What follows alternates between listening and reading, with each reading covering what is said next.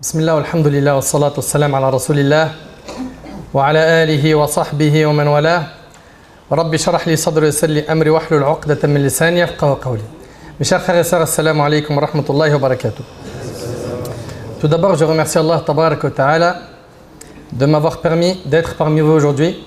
Qu'Allah tabarak wa ta'ala accepte notre contribution, qu'Allah tabarak wa ta'ala bénisse cette assemblée, qu'Allah subhanahu wa ta'ala vous récompense les responsables d'avoir organisé cet événement qui, comme on le voit, est un immense succès. Pourquoi?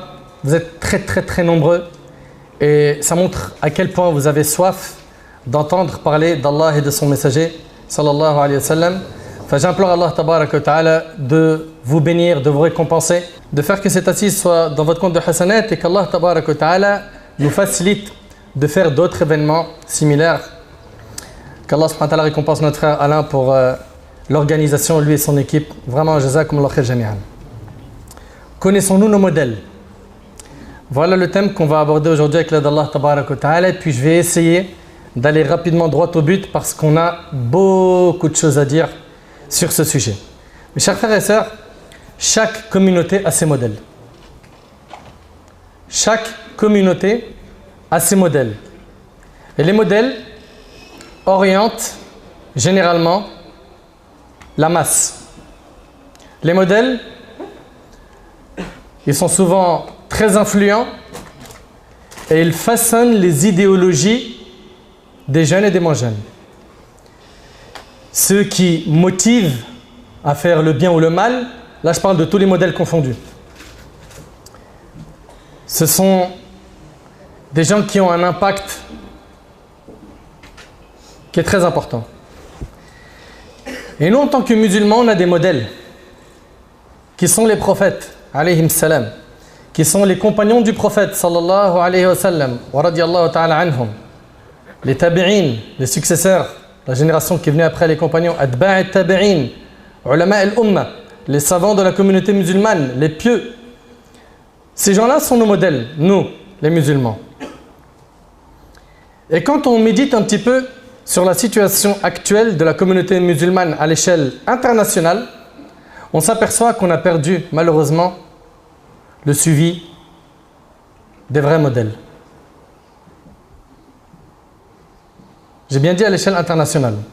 Je n'ai pas dit tout le monde, mais une grande partie des gens de la communauté se sont perdus. Ce qui leur manque aujourd'hui, c'est de revenir à quoi? À l'histoire des musulmans.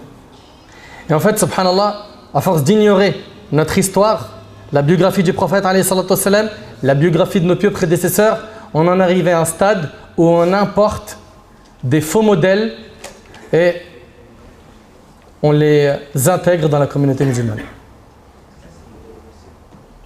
À croire qu'on n'a pas des modèles d'excellence, des vrais modèles qui appellent à quoi? À tout ce qui est noble, tout ce qui est bon. Non. Malheureusement aujourd'hui, beaucoup de gens se sont perdus. Jusqu'à ce qu'ils se sont retrouvés à suivre des mauvais modèles. Et wallahi, je vous le dis, ça fait vraiment très mal au cœur.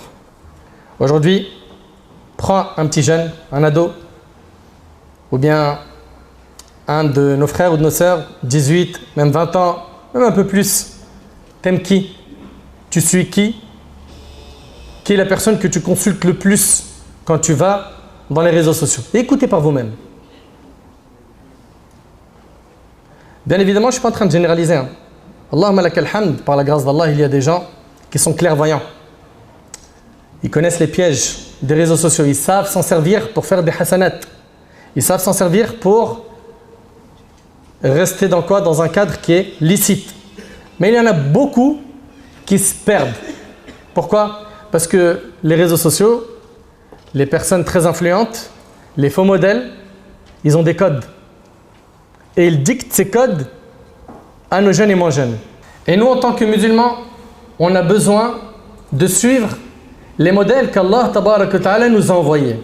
À leur tête, je vous le dis, je le répète, les prophètes alayhim salam. Allah azza wa jalla nous dit Ulaika alladhina hada Allah fabihudahu muqtadih. Voilà ceux qu'Allah a guidés. Suis donc leur direction. suis le modèle des prophètes. Allah il les a guidés. Suis leur direction. Suis le prophète Ibrahim alayhi salam dans son courage et ses sacrifices. Suis le prophète Ayyub alayhi salam dans sa patience. Suis Yunus alayhi salam dans son amour pour la da'wah. Suis notre bien-aimé Muhammad alayhi salatu salam qui a été un enseignant dans, subhanallah, tous les domaines. Suis les prophètes. Suis Yusuf alayhi salam dans son honnêteté, dans sa science. Suis donc ces prophètes. Allah tabaraka wa ta'ala, quand il nous raconte le récit dans le Coran, c'est pas pour rien. C'est pour qu'on les prenne pour modèle, pour exemple. Il faut que vous sachiez une chose, c'est que l'humain, de par sa nature, il a besoin de suivre un modèle. C'est pour ça que lorsqu'il ne trouve pas des bons modèles, il suit ce qu'on lui présente. Et on y voit ici l'importance, en tant que parent, de bien éduquer ses enfants. De leur mettre un bon cadre dans le foyer. De faire le nécessaire pour leur présenter les héros de notre communauté. Les hommes de notre histoire, des hommes avec un H majuscule. Allah Azza wa Jalla, il nous parle des prophètes, du prophète alayhi salam. Dans le Coran, il nous parle des compagnons, radiyallahu anhum, il nous parle des pieux. Allah Ta'ala, il dit Rijal, Rijalun la tulhihim tijaratun wa la bay'un an dhikrillah wa iqamis salat wa ita'iz zakat yakhafuna yawman tataqallabu fihi al-qulub wal absar. Allah subhanahu wa ta'ala, il nous dit en parlant des hommes, les hommes sont ceux qui ni le troc, ni le business, ni le commerce ne les distrait de l'évocation d'Allah, de la prière, de l'acquittement de la zakat. Et ils craignent un jour où les cœurs seront bouleversés ainsi que les regards. Voilà. Le vrai croyant, le vrai homme, c'est quoi? C'est cette personne-là qui, le business, l'argent, ne l'a pas fait perdre ses objectifs, ou plutôt son objectif majeur qui est quoi? D'avoir le Jannah. Allahumma ja'alna min ahli al-Jannah ya Rabbi. Et ce sont des gens qui n'oublient pas Allah, même si quoi? Même si la dunya s'ouvre à eux. Ils se retrouvent du jour au lendemain, Allah m'a barik avoir beaucoup d'argent. Et comme ça a déjà été dit par mes frères, mes chers conférenciers, être riche, c'est pas interdit en islam. C'est pas interdit. Mais reste focus sur Al-Jannah. Et ça, c'est la grande difficulté. Et c'est là où on voit malheureusement beaucoup de gens qui glissent. Au début, tient fond à son dîn, la porte de l'argent s'ouvre, illa man rahim Allah, sauf ceux à qui Allah il fait miséricorde. Puis, beaucoup d'entre eux ont glissé et se sont retrouvés à quoi?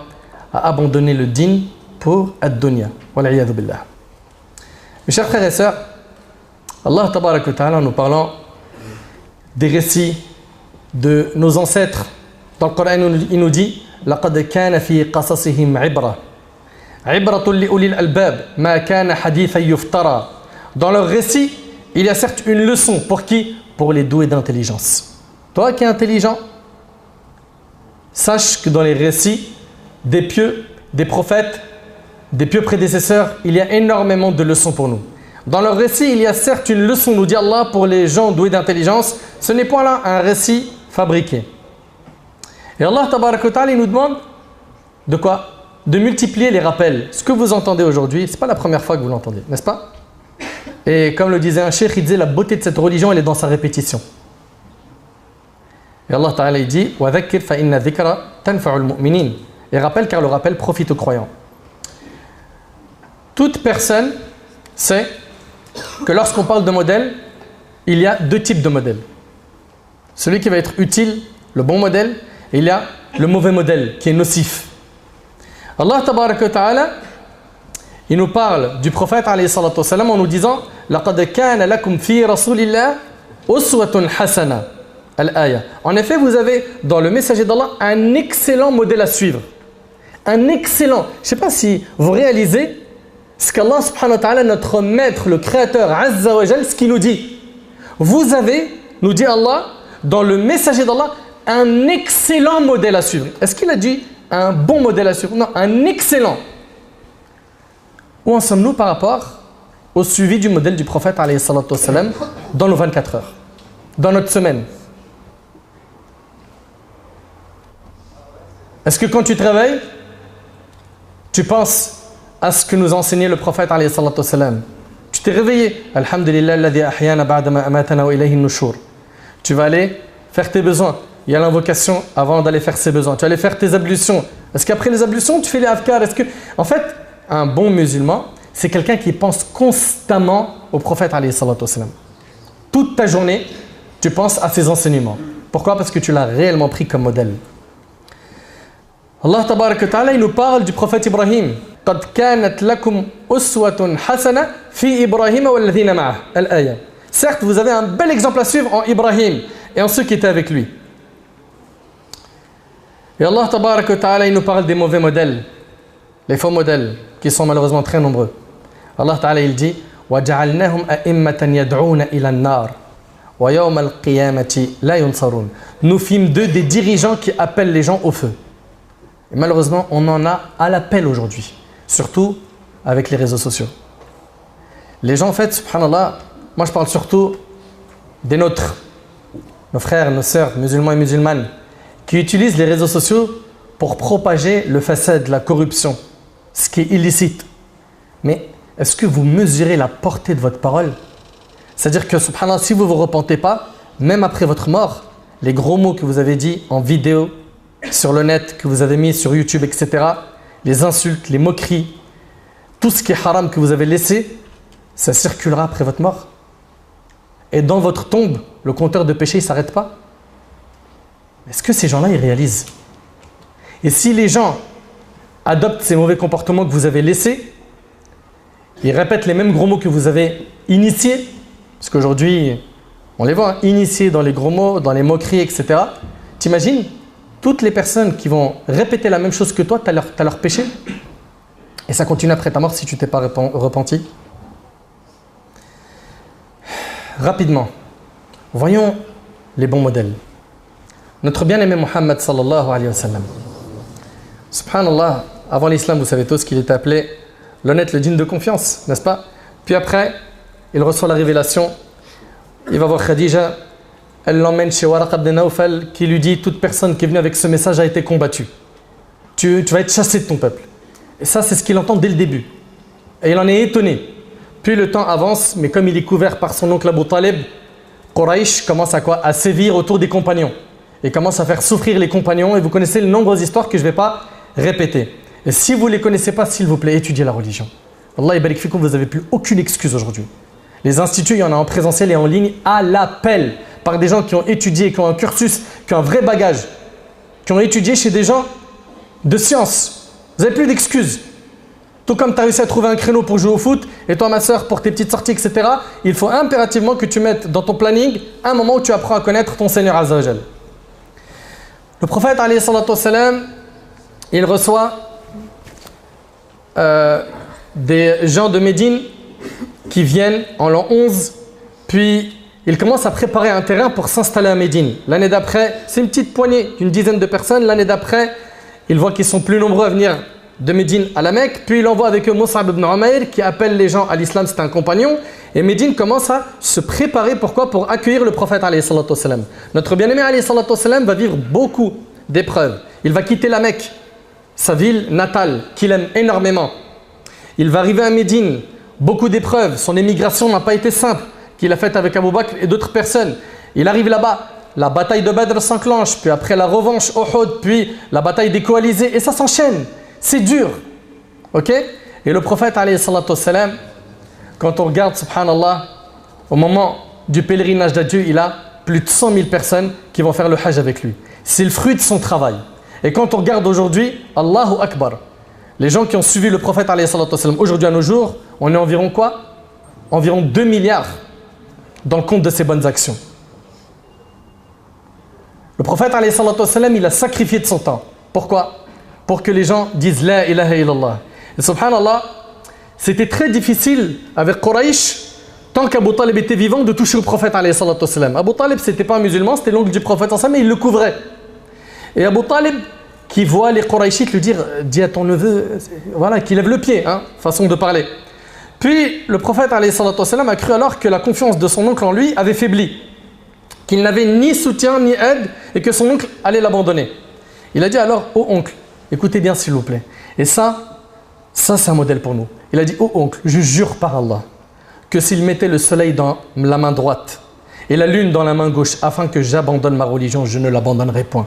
Jusqu'à ce qu'Allah la dévoile, jusqu'à ce que le dîn se propage ou que je périsse dans ma mission ou que je meure sur ce chemin. Ça, c'est notre modèle, alayhi salatu wassalam. C'était un homme qui avait une mission. Sa mission, c'était quoi? D'ouvrir les yeux des gens pour qu'ils connaissent leur Créateur, subhanahu wa ta'ala. Qu'ils se connectent à leur Seigneur. Qu'ils branchent le câble de la spiritualité. Les larmes montèrent aux yeux du prophète, alayhi salatu wassalam, et il se mit à pleurer. Voilà le souci du prophète. Mais subhanallah, son slogan dans sa vie, c'était « Ummati », ma communauté. Et ça sera son slogan jusqu'au jour du jugement. Comme dans le hadith de Shafa'a, lorsqu'il se prosternera sous le trône d'Allah tabaraka wa ta'ala, et qu'Allah tabaraka wa ta'ala lui dira, il louera Allah, il l'invoquera par des formules qui lui seront inspirées. Puis Allah tabaraka wa ta'ala lui dira, Ya Muhammad, irfa ra'sak wa sal tu'ta wa shfa'a tu shafa'a. Oh Muhammad, lève ta tête et demande ce que tu veux.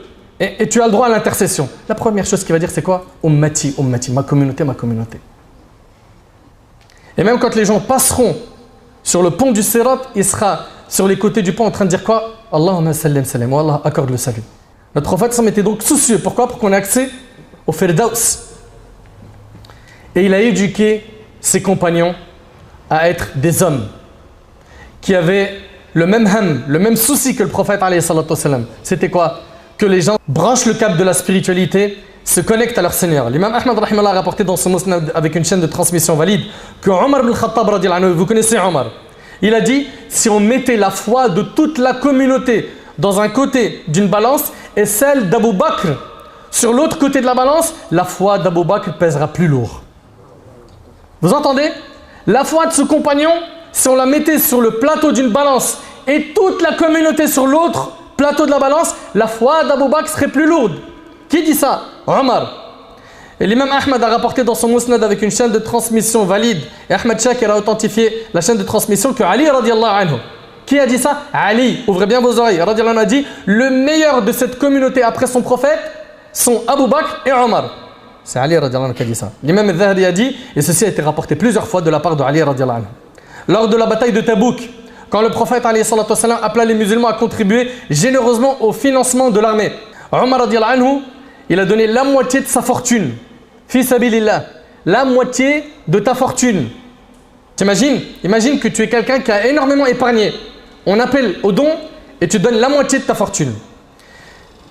Le prophète alayhi salatu wassalam lui a dit, qu'as-tu laissé à ta famille? Il a dit, la moitié de ma fortune. Abu Bakr radiallahu anhu, par la suite, il a donné l'intégralité de sa fortune au prophète sallallahu alayhi wa sallam. Lorsque le prophète sallallahu alayhi wa sallam lui a dit, qu'est-ce que tu as laissé à ta famille? Abu Bakr lui a dit, je leur ai laissé Allah et son messager. Une éducation islamique. Et je vous pose une question. Est-ce que c'est obligatoire de laisser de l'argent, un bien immobilier à nos enfants?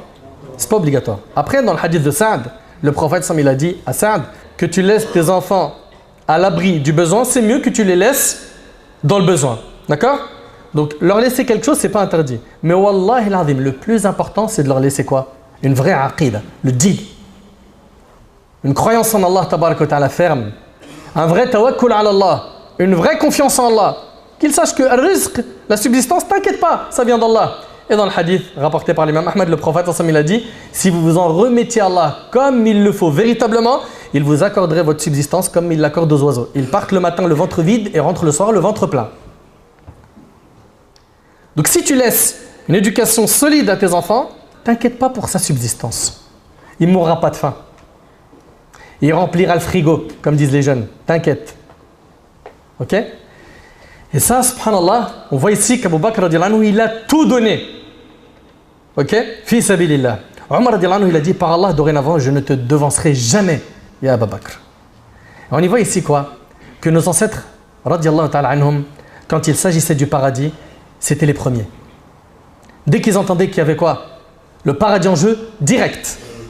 Et aujourd'hui, quand on dit à quelqu'un, ya akhi, salat, la prière, attention, tu es en train de gagner ton argent de manière illicite.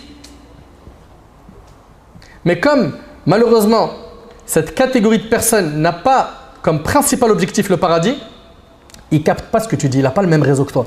Tu es en 5G, il est en 3G. Il ne comprend pas. Tu es en train de lui dire, mais tu es en train d'échanger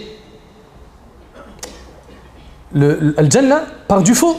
Mais lui, il ne comprend pas. Pour ça, bien évidemment, ces gens-là, il faut se rapprocher d'eux, les aider à améliorer leur fréquentation, parce que ça, c'est un facteur trop important. Okay, les amener petit à petit aux conférences, leur faire écouter des rappels, leur parler avec douceur, être patient, etc., etc. Donc ici, on voit quoi? Que notre noble compagnon Abu Bakr radiyallahu anhu, c'était quelqu'un qui a sacrifié. Ça, c'est un héros, ça, c'est un modèle. C'était quelqu'un de très sensible. Au point où, dans le hadith d'Ibn Omar, quand le prophète sallam fut au plus fort de son agonie, on lui demanda qui présiderait la prière à sa place. Il était mourant, alayhi salatu wassalam, on lui a dit qui va désigner la prière à ta place? Qui va diriger la prière? Il a dit ordonnez à Abu Bakr de présider la prière. Aïcha, radiyallahu anha, c'est très intéressant. Aïcha, radiyallahu anha, c'est la fille d'Abu Bakr as-Siddiq. Et en même temps, c'est l'épouse du prophète, alayhi salatu wassalam. Aïcha, radiyallahu anha, dit alors, Abu Bakr, en parlant de son père, a le cœur trop sensible. Et quand il récite le Coran, il est vaincu par les larmes. Dès qu'il rentre en prière, il récite, il pleure. Vous avez vu cette sensibilité de cœur? Ça, tu ne l'atteindras pas en restant H24 en train de regarder toutes les stories où il n'y a que du haram sur Snap, Insta, etc. Ça, tu ne l'auras pas en écoutant des clips. Pour avoir ce cœur sensible, il va falloir quoi? Que tu combattes les péchés. Que tu fasses dua, que tu fasses beaucoup d'efforts dans l'ibad, dans l'adoration, pour qu'Allah tabaraka wa ta'ala te facilite de, subhanallah, comme le Fudayl ibn Iyad, c'était un brigand de chemin. Et il en arrivait à un stade où il pleurait énormément lorsqu'on parlait d'Allah. La sensibilité du cœur, elle vient de quoi? De tathhir al-qalb, la purification du cœur, de l'ibada, etc. Et le prophète, quand il entend Aïcha dire cela sur Abu Bakr as-Siddiq, il dit ordonnez-lui de présider à la prière. Dans une autre version, elle lui a dit s'il prend ta place dans la prière, ses larmes l'empêcheront de se faire entendre par les gens, rapporté par Bukhari et Muslim. Et c'est Abu Bakr radiyallahu anhu qui a été le premier à faire quelque chose d'immense. C'est quoi? La compilation du Coran. Avec la disparition massive des huffaz, de ceux qui ont appris le Coran, Abu Bakr décida d'agir à la demande de Omar.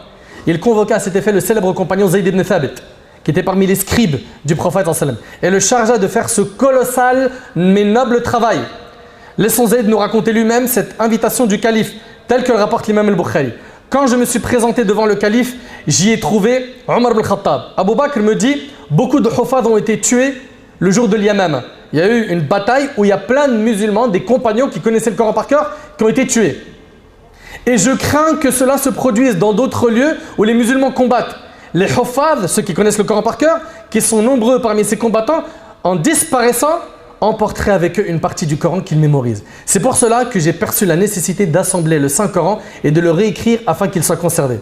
Alors j'ai une conférence, une vidéo sur le net qui s'appelle la compilation du Coran. Si vous voulez les détails de la compilation du Coran, allez-y, regardez. Et on y voit ici qu'Abu Bakr radiyallahu anhu, il a chargé Zayd de cette mission. Et Zayd, il a dit quoi? Il a dit, par Allah, la tâche qu'il m'avait chargé d'accomplir était plus difficile pour moi que s'il m'avait demandé de déplacer les montagnes. Vous réalisez un peu la mission? Est-ce que vous réalisez? C'est quelque chose d'immense. Bien évidemment, les gens qui le connaissaient par cœur à cette époque-là étaient très nombreux. Et Zayd, il a demandé à chaque fois des écrits sur les écrits, des témoins. Donc il a fait un travail, je vous invite à revenir à la vidéo pour ceux qui sont curieux, la vidéo que j'ai faite sur le sujet qui s'appelle la compilation du Coran.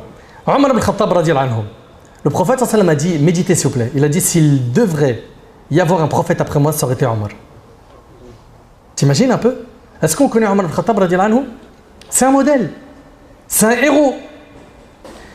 Omar radiyallahu anhu, c'était quelqu'un qui était courageux, qui était fort. Dans la hijra d'ailleurs, il n'y a qu'à voir dans l'émigration quand il a quitté Mecca pour la Médine, la plupart des compagnons, qu'est-ce qu'ils ont fait? Ils ont fait ça en secret. Lui, il l'a fait au grand jour.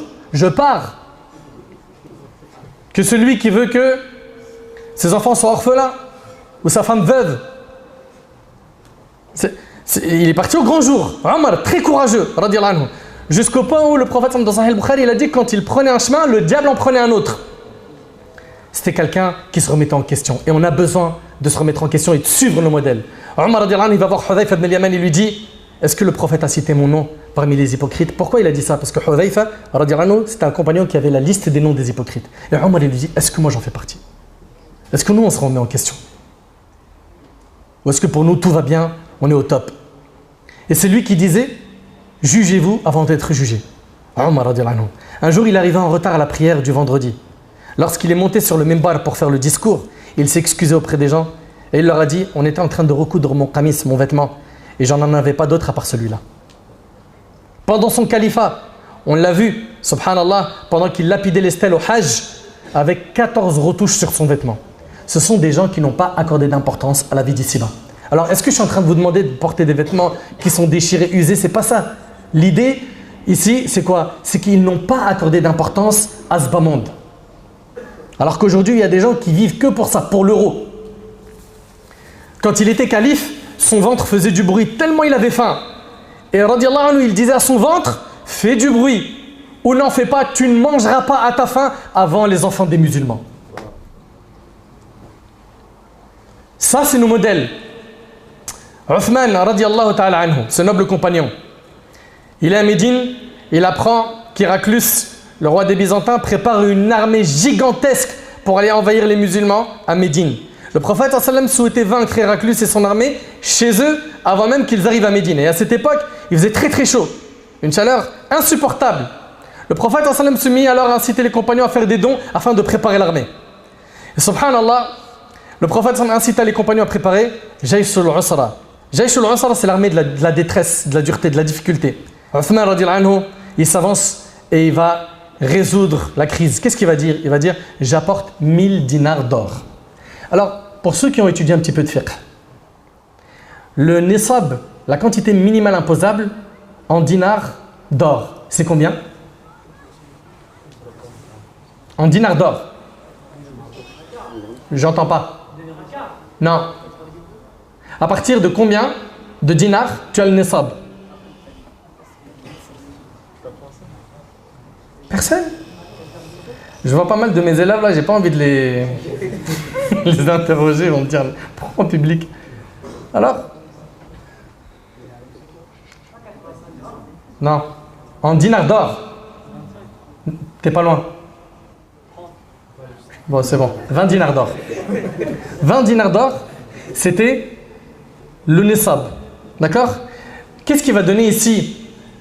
Uthman, il va donner 1000 dinars d'or. C'est énorme. 50 fois le nisab. Et le nisab, la quantité minimale imposable, c'était haddul ghina. C'était avec ça, c'était le seuil. Tu le dépasses, tu es riche. Ok? Et Uthman ibn Affan, il va donner 50 fois le nisab. Aujourd'hui, le nisab, il est à peu près à 4000 euros, n'est-ce pas? Environ. Si aujourd'hui, on fait le calcul des 1000 dinars, ça donnerait aujourd'hui, à notre époque, environ 200 000 euros. Plus, il a donné 300 chameaux, fsabilillah. Et regarde aujourd'hui, un chameau, ça coûte combien? Des milliers d'euros. Donc à lui seul, Uthman ibn Affan, il a donné énormément. Quand il s'agit de sacrifice, ces compagnons-là, ils ont compris la parole du prophète sallam qui dit: il n'y a de vraie vie que celle de l'au-delà. Le prophète sallam, qu'est-ce qu'il a dit par la suite quand il a vu ces 1000 dinars d'or, ces 300 chameaux? Il a dit: les péchés de Uthman ne lui nuiront en rien à partir de ce jour. Et le hadith, il est rapporté par Tirmidhi et d'autres. Subhanallah. Ali ibn Abi Talib radiallahu anhu, Sa'd ibn Abi Waqqas radiallahu anhu, il dit, le prophète sallam a dit: quiconque je suis le maître, Ali est son maître. Qui dit ça? Rasulullah sallallahu alayhi wa sallam. Il a dit: quiconque je suis le maître, Ali est son maître. Rapporté par Ibn Majah. Ali, radiallahu anhu, cet homme courageux, qui était jeune et qui a porté des grandes responsabilités. Il n'y a qu'à voir dans Sirat al-Nabi alayhi salatu wa sallam pendant son califat. Subhanallah, Anas ibn Malik qui rapporte qu'un homme demanda au messager d'Allah: un tel possède un palmier avec lequel je fais tenir mon mur. Vous écoutez? Le mur de sa maison. Au messager d'Allah, un tel possède un palmier avec lequel je fais tenir mon mur. Ordonne-lui de me le donner pour que je puisse continuer à l'utiliser dans ce sens. Il me donne ce palmier, comme ça je continue à quoi? À tenir mon mur. Le prophète sallallahu alayhi wa sallam lui a dit: donne-le-lui en échange d'un palmier au paradis. Est-ce que vous pensez qu'un palmier au paradis, c'est comme ce que vous avez vu sur le net ou en allant, je ne sais pas moi, Maldives ou autre? Non, ça n'a rien à voir. Il lui a dit quoi? Il lui a dit: donne-le-lui en échange d'un palmier au paradis. Mais l'homme refusa. Alors Abu Dahdah vint proposer au propriétaire du palmier. Il lui a dit: vends-moi ton palmier en échange de mon jardin. Il y avait 600 palmiers dedans. Vous entendez? C'est ce qu'il fit. Abu Dahdah alla trouver le prophète sallallahu alayhi wa sallam. Il lui a dit: au messager d'Allah, j'ai acheté le palmier en échange de mon jardin. Ok? Il lui a dit: fais le sien, donne-lui. car je te le donne. Le prophète ensemble lui a dit que de branches de palmier attendent Abu Dahdah au paradis. Et il a répété ça à maintes reprises. Ensuite, Abu Dahdah il va trouver son épouse et il lui dit oh Abu Dahdah, sors du jardin, sors de ce jardin là où il y a les 600 palmiers. Je l'ai vendu contre un palmier au paradis. Est-ce qu'elle lui a dit quoi? T'es sérieux? On aurait pu faire des rak'at. Pourquoi t'as fait ça? Elle répondit, regardez cette femme pieuse, quelle vente profitable, ou une parole semblable, et c'est rapporté par l'imam Ahmad. Écoutez avec moi, ça c'est nos ancêtres. Écoutez avec moi cette histoire qui est impressionnante. Elle est rapportée par Ibn Majah, c'est Abdullah ibn Amr ibn al-As. Il faisait partie des grands adorateurs. Le prophète, il a su que ce compagnon, il a entendu que ce compagnon-là, il avait lu tout le Coran en entier en une seule nuit. Le prophète, il est parti le voir, il lui a dit « J'ai entendu dire que tu avais lu le Coran entier en une seule nuit. Et j'ai peur qu'au fil du temps, tu commences à t'enlacer. » Abdullah ibn Amr, qu'est-ce qu'il lui a dit? Il lui a dit « Ô messager d'Allah, laisse-moi profiter de ma force et de ma jeunesse. » Les jeunes, vous entendez? Ça, c'est un modèle. Laisse-moi profiter de ma force et de ma jeunesse. Aujourd'hui, quand on entend ces deux phrases, quand quelqu'un dit « Laisse-moi profiter de ma force et de ma jeunesse », tu penses à la lecture du Coran? J'ai même pas envie de dire à quoi on pense, c'est triste, c'est vrai ou pas? Regardez comment il profitait. Et beaucoup de gens pensent qu'être dans le dîn, ça colle pas avec quoi? Avec s'amuser, manger un petit morceau avec les amis, sortir, se divertir. Non, non, non, non. Tu peux concilier les deux. Mais simplement, il te faut un bon fahm du dîn, une bonne compréhension de la religion. Pourquoi? Parce que souvent, quand quelqu'un rentre dans le dîn, dans ses premiers pas, il a un rapport très rigide avec la pratique religieuse, avec les gens qui l'entourent. Il est dur, insupportable. Il voit le haram partout. Il voit la bid'a partout. Et quand il étudie, il dit « Waouh, je me rappelle il y a 10 ans ça, je faisais du boucan quand je voyais ça. Maintenant, j'ai appris à me calmer. Il y a divergence, c'est une divergence fondée. L'imam Ahmad il l'autorise ou un autre parmi les grands savants. » Donc il lui a dit « Laisse-moi profiter de ma force et de ma jeunesse. » Le prophète lui proposait de le finir en un mois. Le compagnon a répété la même phrase. « Ô messager d'Allah, laisse-moi profiter de ma force et de ma jeunesse. » Le prophète lui a dit « Finis-le alors en 10 jours. » Il lui a répété la même phrase. Il lui a dit alors « Finis-le en 7 jours. » Mais Abdullah ibn Amr ibn al-As lui a dit « Ô messager d'Allah, laisse-moi profiter de ma force et de ma jeunesse. » Mais le prophète refusa qu'il le lise en moins d'une semaine. Vous entendez? Ça c'est nos modèles. Aïcha radiyallahu anha, un modèle pour les femmes. La mère des croyants, Urwa, son neveu, le fils de Asma bint Abi Bakr radiyallahu anha, Urwa dit il rentre chez elle le matin et il avait l'habitude de la saluer. C'était au tout début de la matinée. Il la trouva en train de prier et de lire le verset suivant. Famanna Allahu alayna wa waqana adhab as-samum. Puis Allah nous a favorisés et protégés du châtiment du samum. Elle répétait le verset en pleurant. Il se dit alors qu'il se peut qu'elle rallonge sa prière. Qu'est-ce qu'il a fait? Il a dit je vais aller au marché, je règle mes affaires et je reviens plus tard. Il part au marché, il règle ses affaires, toutes ses affaires et il revient après une longue période de temps. Il rentre à la maison, il va voir sa tante Aïcha et elle est en train de répéter le même verset pendant la prière. C'est des prières longues. Il savourait la salat. Nous aujourd'hui on prie. Ah ouais, l'imam il taoul choya. Tarawih, il est où l'imam express? Lui il fait 20 minutes. Oh là là, Allah mabarak, ils ont la clim. Ouh. C'est un hôtel. T'es sérieux? Abu Moussa al-Ash'ari radiyallahu anhu, ce compagnon dit « Jamais Aïcha ne nous a mal informés sur la solution à un problème sur lequel nous avions des doutes. » Et c'est rapporté par Tirmidhi. C'est-à-dire quoi? C'était une savante. Urwa ibn Zubayr, son neveu, dit à son sujet « Je n'ai jamais trouvé quelqu'un d'aussi versé que Aïcha dans la connaissance du Coran, du licite, de l'illicite, de la généalogie, ilm al-ansab, de la poésie arabe. C'est pourquoi même les compagnons les plus sages consultaient Aïcha pour résoudre des sujets complexes. » C'est des femmes qui ont marqué l'histoire. Par quoi? Par le fait de répandre le bien, d'être des puits de science. Je vais vous raconter à présent une histoire qui m'a énormément touché, que j'ai raconté je ne sais combien de fois et à chaque fois elle fait le même effet. Abdullah ibn Hudhafa, qui le connaît, levez la main. Radiyallahu anhu. Abdullah ibn Hudhafa. Non? J'ai pas envie de dire des noms de joueurs de foot, des célébrités, vous allez tous lever la main. C'est pas normal que ces héros, ces modèles, on les connaît pas. Rapidement, dans une bataille, donc les musulmans, ils avaient été envoyés sous le califat d'Omar, ils ont été faits prisonniers de guerre.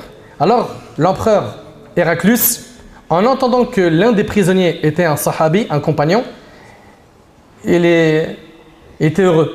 Et il demanda, portez-le moi, je veux le rencontrer. Jusque-là, il entendait beaucoup de légendes autour des compagnons. des informations circulaient à travers le monde sur ces hommes hors du commun, les compagnons du prophète alayhi salatu wassalam.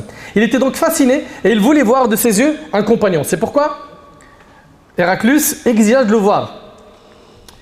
Parce qu'un seul de ses compagnons pèse autant qu'une communauté. Un homme vaut une communauté. C'est là l'œuvre qu'avait laissé le prophète alayhi salatu wassalam derrière lui.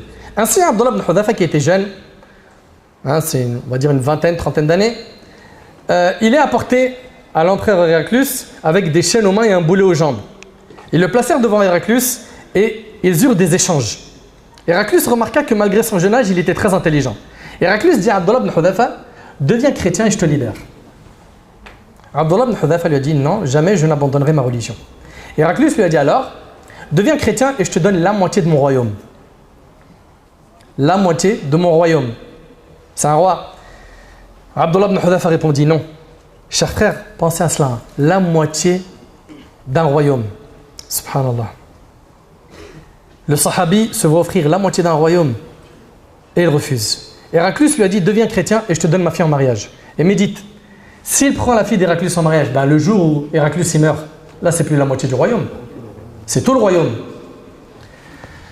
Abdullah ibn Hudhafa lui a dit, non, tu peux me donner ton royaume, celui de tes parents, celui des Arabes et des non-Arabes, je n'abandonnerai jamais ma religion. Subhanallah. C'est une grande épreuve, mais les compagnons étaient fiers d'être des musulmans. Et ils savaient que c'était ce qu'ils avaient de plus cher. Leur capital, c'était leur foi, leur dîn. Vous savez, lorsqu'une personne comme Héraclius, dans ce cas de figure, entendre quelqu'un comme Abdullah ibn Hudhafa dire non, j'en veux pas, il se sent insulté. Ça le blesse. Il se dit, moi je vivrai toute ma vie pour ça, lui il n'en veut pas. C'est hyper blessant pour lui. Je t'offre ma fille, je suis un empereur et personne ne m'a jamais dit non de toute ma vie et j'ai jamais offert ma fille à quelqu'un et toi tu dis non. Les gens attachés à la dunya ont tant lutté pour acquérir les choses de ce bas monde que ça les rend fous de voir quelqu'un qui ne prête pas d'importance à cela. Subhanallah. Alors, qu'est-ce qui s'est passé? Héraclius dit alors, jetez-le en prison. Et vous lui donnez rien à manger ni à boire. Ils le laissèrent comme ça un certain nombre de jours, au point où Abdullah ibn Hudhafa pensait qu'il allait mourir. Vous entendez? Ils l'ont laissé comme ça plusieurs jours jusqu'à ce qu'Abdullah ibn Hudhafa pensait qu'il allait mourir. Puis le roi demanda qu'on lui fasse entrer de l'alcool et du porc. Et vous le savez qu'en islam, dans les 4 forces majeures, les nécessités, ad-darurat tubih al-mahdhurat.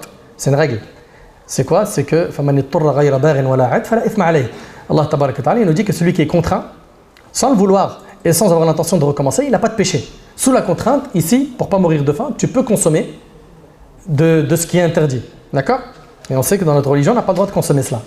Abdullah ibn Hudhafa, en voyant cela, il a dit, je sais qu'en cas de nécessité, j'ai le droit de manger et de boire ce que j'ai devant moi. Mais wallahi, je ne toucherai à rien afin qu'il ne se moque pas des musulmans et de l'islam. Imagine-toi, Khil Karim, il a dit, je ne toucherai à rien. Lorsqu'on informa Héraclius des dires d'Abdullah ibn Hudhafa, il a dit, donne-lui à manger autre chose. Ok? Puis après, il demanda qu'on lui fasse entrer une belle femme. Lorsqu'elle entra dans sa cellule, elle se déshabilla et se mit à le tenter afin qu'il commette avec elle l'interdit de la fornication. Mais Abdullah ibn Hudhafa était plus solide qu'une montagne. Il ne lui a même pas accordé d'attention, aucune importance. Après un moment, la femme se lassa de lui et sortit de la cellule et dit à Héraclius, je ne sais pas si c'est un humain ou une pierre, et je ne sais pas si lui-même sait si je suis une femme ou un homme. Il ne m'a même pas regardé. Héraclius se mit en colère et demanda à ce qu'on apporte un énorme récipient courbé qui a la forme d'une vache et qui est utilisé pour brûler les gens vivants. Ils le remplirent d'huile et l'ont chauffé à l'aide d'un feu. L'huile se mettait à bouillir, imaginez de l'huile bouillante avec de la fumée s'en dégageant car ils ont longuement chauffé le récipient. L'huile devient bouillante. Héraclius lui a dit, deviens chrétien. Il a dit non. C'est alors qu'ils amenèrent un des musulmans parmi les prisonniers et l'ont jeté dans la marmite. Peu de temps après, ses os sont remontés à la surface. Tout ça, Abdullah ibn Hudhafa, il le voit devant lui. D'accord? C'était tellement chaud que sa chair a frit et ses os sont sortis. L'empereur lui a dit donc, vas-tu abandonner ta religion maintenant? Ou sinon nous allons te jeter dans cette huile bouillante. Vous savez qu'est-ce qu'il a dit? Il a dit, j'abandonnerai jamais ma religion. Subhanallah. Ils dirent donc, jetez-le dans cette huile. Ils le prirent et Abdullah commença alors à pleurer. C'est-à-dire, ils sont en train de l'emmener vers l'huile bouillante et Abdullah ibn Hudhafa, il pleure. Là, eux, ils se sont dit quoi? Les hommes d'Héraclius, on le tient, il affaiblit. Allez, on va voir le chef, on va lui dire, c'est bon, il pleure, on le tient. On est plus fort que lui. Ils n'ont pas compris, lui, pourquoi il pleurait. Et c'est pour ça que je vous ai dit, wallah, cette histoire-là, elle est vraiment impressionnante. Il a dit donc, amenez-le moi. Mon frère, on l'a dit alors, tu vas abandonner ta religion? Abdullah dit, ne pense pas que j'ai pleuré par crainte de la mort. Il a dit, j'ai pleuré parce que je me suis souvenu que je n'ai qu'une seule âme. Et mon âme va partir maintenant. J'ai pleuré parce que j'aurais voulu qu'Allah me donne 100 âmes afin que je puisse mourir de cette mort 100 fois pour l'amour d'Allah. Allahu Akbar. Allahu Akbar.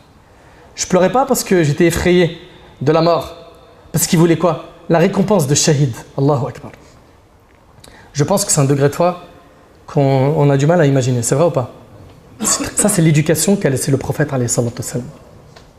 Des hommes, des héros, des courageux, des gens qui étaient attachés à leur dîne, qui avaient un vrai attachement. Qu'est-ce qu'on aurait répondu à sa place? Qu'est-ce que tu aurais fait? Subhanallah. Vous savez, dans les moments de facilité, tout le monde est à peu près égal. On est tous pareils. Mais c'est dans les moments d'épreuve que les gens se distinguent. Abdullah ibn Hudhafa, cette épreuve-là, a révélé la foi immense qu'il portait dans son cœur. Personne ne savait qui était le vrai Abdullah ibn Hudhafa. Il savait que c'était un compagnon. Sa foi, elle était immense. Subhanallah. Vous savez, l'empereur Héraclius, en voyant ça, il était confus. Lui, il veut obtenir quelque chose de sa part. Il s'est dit, si je le jette dans l'huile bouillante, c'est son rêve. Je ne veux pas lui donner ça. Il voulait obtenir quelque chose de lui. Il ne voulait pas le tuer. Il a dit, là, je me sens insulté. Sa fierté, elle a été insultée. Il a dit, maintenant, ce que je veux, c'est quoi? C'est d'obtenir quelque chose. Il a dit, je vais te libérer si seulement tu pouvais m'embrasser le front. Il a fait son calcul, Abdullah ibn Hudhafa, il a dit, j'accepte, à condition que tu libères tous les prisonniers parmi les musulmans. Il a dit, d'accord. Abdullah ibn Hudhafa l'embrassa sur le front et il a obtenu la libération de tous les musulmans. Il rentre donc à Médine et Omar al-Khattab radiyallahu anhu entend l'histoire. Il se rend à la mosquée, Abdullah ibn Hudhafa, il s'y trouvait. Omar al-Khattab se leva et dit, c'est une obligation pour chaque musulman d'embrasser le front de Abdullah ibn Hudhafa et je vais être le premier à le faire. Il embrassa alors le front d'Abdullah ibn Hudhafa parce qu'il avait sauvé des musulmans et les musulmans firent de même. Mes frères, mes sœurs, les modèles de notre communauté parmi les pieux prédécesseurs, ils sont trop nombreux. Il nous faudrait des heures pour en parler. Il y a des livres de biographie qui font des vingtaines de volumes sur nos ancêtres. Mais aujourd'hui, hélas, notre jeunesse, vous savez, je vais vous dire des choses là qui vont vraiment vous choquer. Notre jeunesse aujourd'hui, elle veut vivre comme des gens qui eux-mêmes aimeraient vivre comme vous. Frère Nader, pourquoi tu parles japonais? Non, je vais vous expliquer avec du factuel. Aujourd'hui, quand tu prends un de nos jeunes, généralement, pas tous bien évidemment, on va pas mettre tout le monde dans le même sac, ils ont envie d'être quoi? Vas-y. Footballeur, quoi d'autre? Influenceur, quoi d'autre? Rappeur, ils écrivent des textes, quoi d'autre? Imam. C'est très bien. Zid. Riche, businessman. Continuez. Acteur, célèbre, humoriste, n'est-ce pas? Chanteur. La majorité de ces faux modèles-là, écoutez bien ce que je vous dis, hein, et je vous en parle avec connaissance de cause parce que j'ai des coulisses que vous n'avez pas. Ok? J'ai des informations que vous n'avez pas et je ne rentrerai pas dans le détail. Ok? J'ai déjà été en contact avec pas mal de personnalités, okay? Des gens qui sont dans le dîn, des gens qui ne le sont pas. Okay? J'implore Allah tabaraka ta'ala de nous guider ainsi qu'eux. Eh bien, sachez-le que ces gens-là qui sont très connus et loin d'Allah, leur rêve, c'est de goûter à la paix, la spiritualité et à ce que vous êtes en train de goûter là. Au mode de vie que vous êtes en train de partager. De venir à la mosquée. Eux, leur rêve, et je vous en parle, j'ai eu des communications téléphoniques avec certains, j'ai eu des WhatsApp, des échanges, ils aimeraient trop être à votre place. Ils aimeraient votre mode de vie. Et vous, vous voulez le leur. Et le leur, il est faux, et eux-mêmes, ils le savent, et ils le confirment. Une petite story avec une Lamborghini, le soleil, le petit cocktail qu'on est en train de siroter devant la plage, on te fait croire que ma vie, du matin au soir, c'est ça. C'est les gens, et je vous le dis, je le répète, j'ai des informations que vous n'avez pas, c'est les gens, malheureusement, quand ils sont loin d'Allah, leur vie, elle est vraiment très très dure. Ils sombrent dans l'alcool. Et si je le dis, écoutez attentivement s'il vous plaît, hein. C'est pas pour les salir. Je leur veux énormément de bien. Et mon plus grand souhait, c'est qu'ils soient épanouis dans leur vie en étant connectés à Allah tabaraka ta'ala. Car ils ne trouveront pas de paix, de sérénité, de quiétude qu'avec la foi, avec la spiritualité. Donc on va entendre que beaucoup d'entre eux ont sombré dans l'alcool. Ou peut-être que vous ne le savez pas, j'ai pas mal d'infos sur ce sujet, pas mal. Des mashahir, des gens très connus, que nos jeunes là ils disent « Ah là là, il vit bien lui, je veux ça, je veux la même vie ». Malheureusement, ils sombrent dans l'alcool. D'autres sont dans des problèmes de divorce, de malades, des problèmes de famille qui ne se décrivent même pas et ils ne voient pas le bout du tunnel. Et il est loin du dîn. Mais comment tu vas avoir le soutien d'Allah en étant loin du dîn? Et il y en a même un parmi eux qui a dit, en confirmant, oui, on vend du faux aux gens. Et il a dit ça à quelqu'un que je connais très bien. Et c'est des noms, je lui ai masqué, et bi'idhnillah, moi je ne mange pas de ce pain, de venir dévoiler des noms, tout ça. Les personnes, ce n'est pas notre problème. Nous, c'est quoi? C'est le mal en question, ça il faut en parler. Pourquoi? Notre religion nous ordonne d'ordonner le bien et d'interdire le mal. Dépression, ils en ont à l'appel, et même au-delà de ce que vous pouvez imaginer. Ces gens-là, que beaucoup de jeunes idéalisent et prennent pour des grandes stars quand ils sont loin d'Allah, sachez-le, qu'ils ont une vie, elle est difficile, plein de jaloux, que des rapaces autour d'eux qui veulent profiter d'eux. D'une pub, de l'argent, de sa notoriété, ils veulent gratter, c'est difficile pour eux de trouver des relations sincères, trop dur. Ils sont méfiants de tout ce qui est autour d'eux. C'est pas une vie. Je vous le dis, ils rêvent de votre monde. Ils ont un vide spirituel, il est trop important. Je ne suis pas en train de dire qu'on est des anges ici, ok? Mais on essaye de faire des efforts, on essaye de, chaque jour, faire jihad al-nafs, de faire des efforts avec notre ego. Et non, ces modèles-là, qui aujourd'hui cartonnent, qu'est-ce qu'ils font pour cartonner? Ça, c'est vraiment quelque chose, moi, ça me dépasse. Wallahi, mes frères, mes sœurs, avec tout le respect que j'ai pour vous, je n'arrive pas à vous comprendre comment vous faites pour regarder ces gens-là et diffuser, faire des copier-coller et leur faire la promotion. Et sachez une chose, il n'y a pas de bad buzz, il n'y a que buzz. C'est-à-dire quoi, il n'y a pas de bad buzz? C'est-à-dire que même si quelqu'un fait quelque chose de n'importe quoi, comme dernièrement quelqu'un qui faisait n'importe quoi et sa vidéo elle a tourné un peu partout, le fait de la diffuser, c'est un buzz. Oh, regarde, c'est grave ce qu'il a dit lui. Il n'y a pas de bad buzz, il n'y a que buzz. Dans la communication, c'est comme ça. Donc vous, quand vous voyez ces vidéos-là, où il y a des choses qui sont graves, qui sont interdites, qui sont anti notre dîn, qui sont contre nos valeurs, tiens le frein. Ça y est, la vidéo, il faut qu'elle meure. Sans que tu la quoi? Tu la propages. Mais tu regardes, ce qui aujourd'hui cartonne, c'est quoi? C'est le fait de se moquer des autres. Dans leur story. Il filme un tel et il se moque. Il met des gens qu'il est en train de regarder sur un écran, sa tablette, sa télé ou autre. Ça peut être n'importe, des stars de télé-réalité ou autre. Et il se moque d'eux. Il fait le commentateur. Et il se moque, des blagues, il se moque. Et avec ça, comme il dit des blagues, des vannes, etc., sa cote, elle est préservée. Parce que ces gens-là, leur capital, l'oxygène de leur vie, c'est sa cote. Il la perd, il perd le public, il perd l'argent. Et on est souvent, nous, dans notre Oumma, une grande cause de cette popularité chez eux.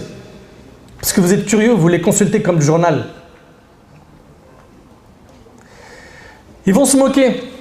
Ils vont afficher leurs péchés en public. Jeu de hasard, pronostic. Ouais, rejoignez cette application, vous allez faire de l'argent. Et des fois, c'est nos petits frères, c'est nos petites sœurs. C'est des gens qui, alhamdoulilah, ils ont un bon fond. Mais ils sont dans ça. Les pronostics, les jeux de hasard. C'est haram, c'est des grands péchés, ça, en islam. T'es conscient que tu fais la promotion de ça? Ouais, ce soir, l'OM joue contre telle équipe. Votez contre eux. Et moi, je pense que, et on parie que. Et vas-y pour l'application, pour faire des paris sportifs, etc. Et combien parmi eux ont percé sur le long terme? Venez, on parle concret. Moi, je connais des gens, ils ont perdu des centaines de milliers d'euros dans ce monde-là. Les gains sont minimes. Les destructions derrière, elles sont à l'échelle de la famille.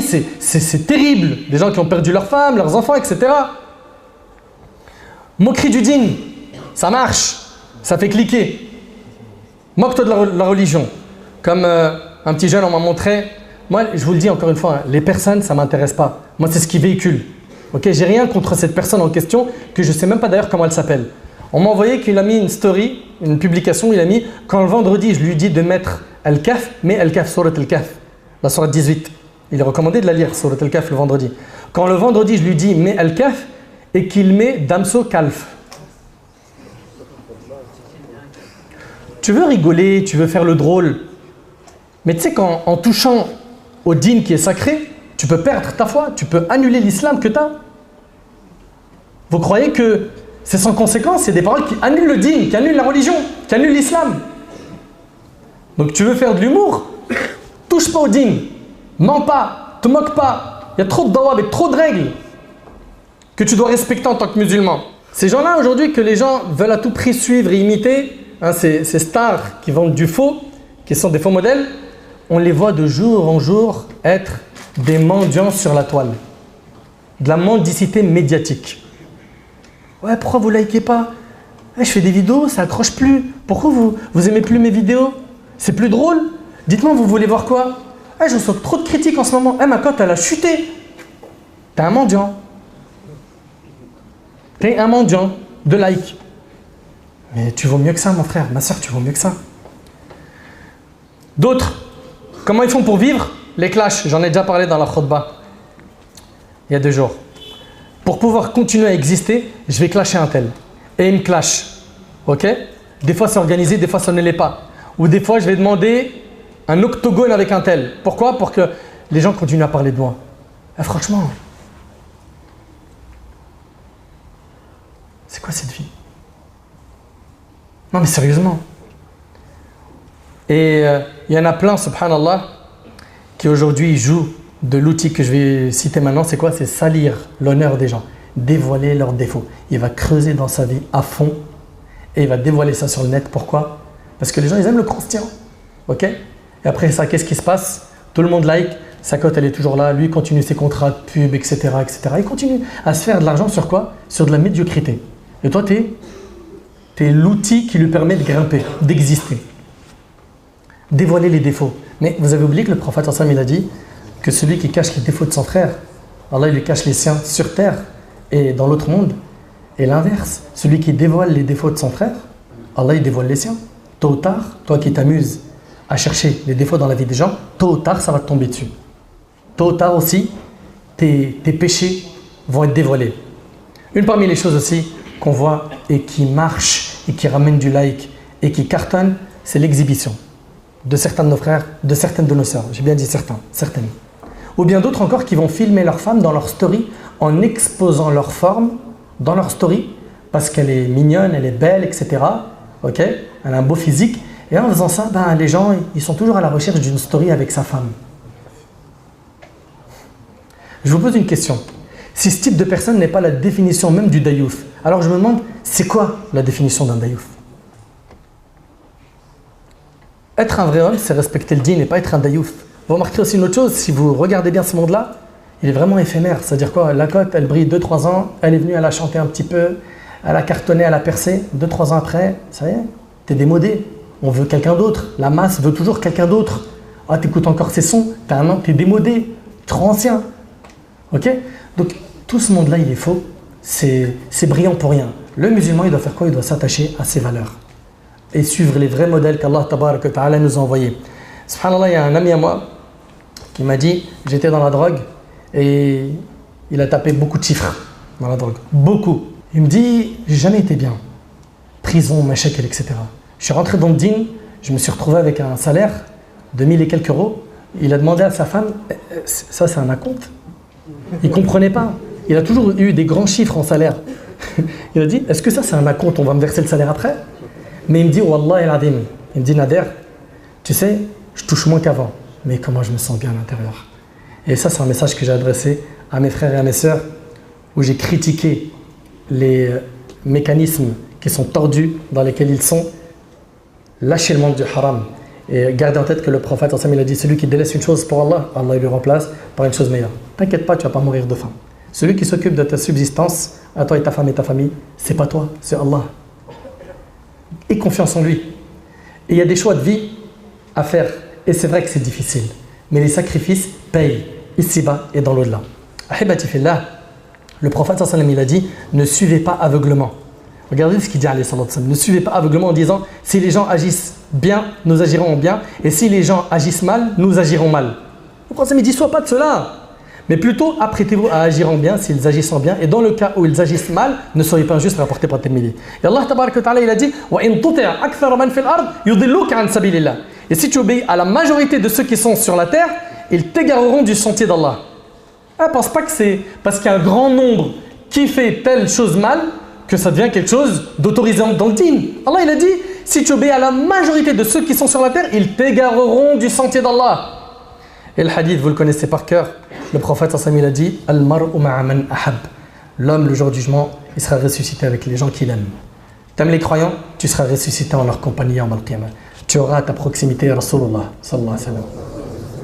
Le prophète Ibrahim alayhi salam, Abu Bakr, Omar, Talha, Saad ibn Abi Waqqas, Abu Ubayd ibn al-Jarrah, Hamza, Khadija radiallahu anha, Asma bint Abi Bakr, Hafsa bint Omar.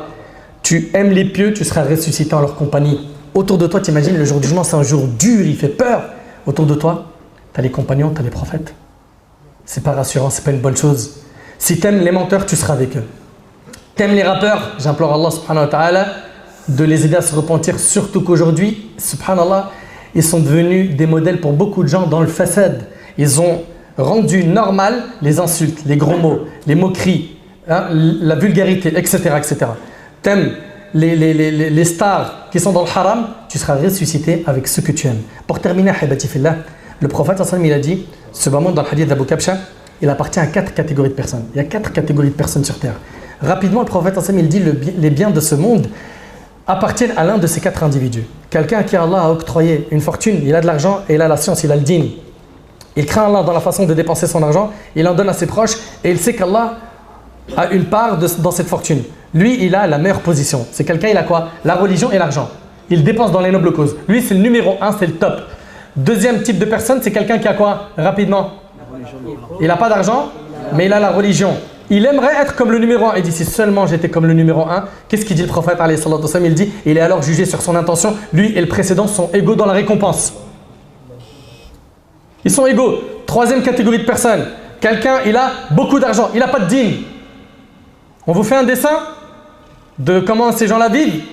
Du haram, n'est-ce pas? Lui, le prophète il dit, celui-là occupe la position la plus mauvaise. Quatrième catégorie de personnes, et malheureusement on en a dans notre communauté, c'est quelqu'un, il n'a pas de dîn, il n'a pas d'argent, il dit si seulement je pouvais être comme le numéro 3. Allahu Akbar. Il est alors jugé sur son intention et sa récompense est la même que celui du précédent. T'imagines? C'est-à-dire, t'as pas d'argent, t'es pas dans le dîn et t'as les mêmes péchés que le numéro 3. Parce que tu rêves de cette vie pleine de haram, cette vie qui est loin d'Allah, cette vie qui amène la colère d'Allah. Mais pourquoi? Cette vie elle est éphémère, tu vas la quitter un jour. Prépare l'autre vie. Ahibati fillah, maintenant les solutions pratiques. La première chose, faites le bien et ne le méprisez pas. C'est-à-dire quoi? Ne dis pas, non mais ça c'est un peu. Fais un peu qui dure, c'est mieux que beaucoup qui s'interrompent. Deuxièmement, quand tu fais des bonnes actions, que ton challenge dans ta vie c'est de continuer à en faire. Troisièmement, c'est le fait d'avancer lentement et sûrement avec quelqu'un qui a étudié. Pourquoi il y en a trop, il se presse au début et à la fin il lâche tout. Ok? Avance doucement. Également, remplis ton temps libre et repens-toi rapidement. Repens-toi rapidement, demande à Allah tabaraka wa ta'ala de te pardonner et aie dans ta vie des bonnes actions que tu fais en secret que seul Allah connaît pour préserver ta sincérité. Et je termine avec la parole d'Ibn Taymiyyah rahimallah. Il a dit Al-'ammatu taqul qimatu kullu mri'in ma yuhsinu. Il dit que la masse des gens disent, écoutez bien s'il vous plaît, que la valeur d'une personne elle est dans ce qu'il maîtrise, dans ce qu'il sait bien faire. On va dire lui par exemple, c'est un bon docteur, lui c'est un bon joueur de foot. Okay? La masse dit que la valeur d'une personne elle est dans ce qu'il maîtrise, dans ce qu'il sait bien faire. Et il dit wal khassatu taqul, et les clairvoyants, l'élite, ceux qui ont bien compris le dîn, disent qimatu kullu mri'in ma yatlub. La valeur de chaque personne elle est dans ce qu'il recherche. Ta valeur à toi, elle est en fonction de ce que tu recherches. Tu recherches quoi? Al-Jannah, c'est dans ça que tu as de la valeur. Rid Allah, c'est dans ça que tu as de la valeur. Écoutez bien et je répète, il a dit Ibn Taymiyyah, la masse dit, la valeur d'une personne, elle est dans ce qu'il maîtrise, dans ce qu'il sait bien faire. Et les gens clairvoyants qui ont bien compris la religion disent, la valeur d'une personne, elle est dans ce qu'il recherche. Recherchez la satisfaction d'Allah, recherche à suivre nos modèles. On en a plein, bifadlillahi tabarak wa ta'ala. J'implore Allah subhanahu wa ta'ala de nous guider, de nous pardonner. J'implore Allah tabarak wa ta'ala de nous accorder la piété, la sincérité, la véracité dans nos paroles et nos actions. J'implore Allah tabarak wa ta'ala de nous accorder la clairvoyance, une bonne compréhension de notre religion. Et j'implore Allah tabarak wa ta'ala de nous pardonner nos manquements et de faire de nous des gens meilleurs et de nous accorder une bonne fin. صلى الله سبحانه وتعالى أن ينفعني بما قلت وينفعكم بما سمعتم هذا ما أعلم والله عز وجل أعلى وأعلم سبحانك اللهم وبحمدك أشهد أن لا إله إلا أنت أستغفرك وأتوب إليك وآخر دعوانا الحمد لله رب العالمين.